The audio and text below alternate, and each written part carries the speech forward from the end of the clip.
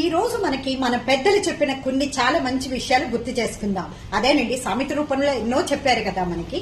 For example, పెద్దల మాట చెద్దన్నపు మూట. కరెక్టే కదా.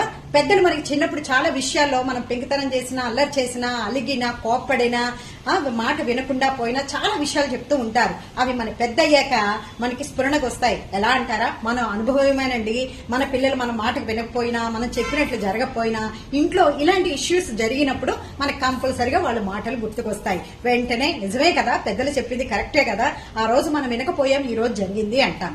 అట్లాగే 100 కోడ్లను తిన్న రాంబందట ఒక్క గాలివానికి పడిపోయిందంట.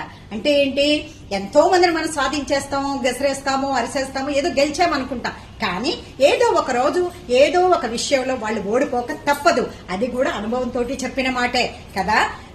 గుడ్డెద్దు చేలో పడ్డట్టు. గుడ్డెద్దు ఏంటి, దానికి కళ్ళు కనబడవు. అది చేలో పడుతుందా, పంట పొలాల్లో పడుతుందో తెలియకుండా మంచి పంటని తినేస్తుంది, చెడ్డ వాటిని తినేస్తుంది. అప్పుడు ఏం చేస్తాడు, ఎవడో ఒకడు చూసి దాన్ని బాగుతాడు. సో అందువల్ల గుడ్డెత్తి చేలో పడ్డట్టు ఏ విషయంలో కూడా మనం వ్యవహరించకూడదు. మనకి బుద్ధి ఉంది కదా, విచక్షణ ఉంది కదా, దాంతో ఆలోచించి మనం చక్కగా పని చేసుకోవాలన్నమాట.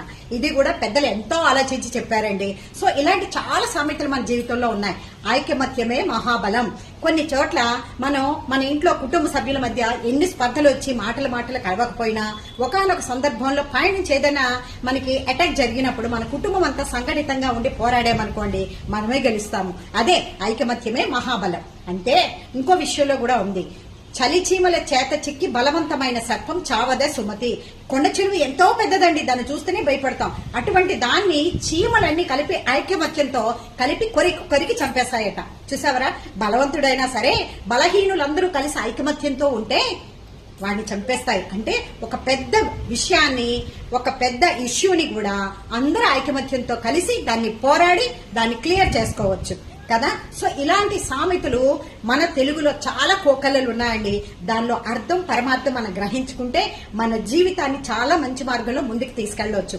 ఏమంటారు మీరు? ఓకే అంటారు అనుకుంటున్నాను, అంటారు మరి.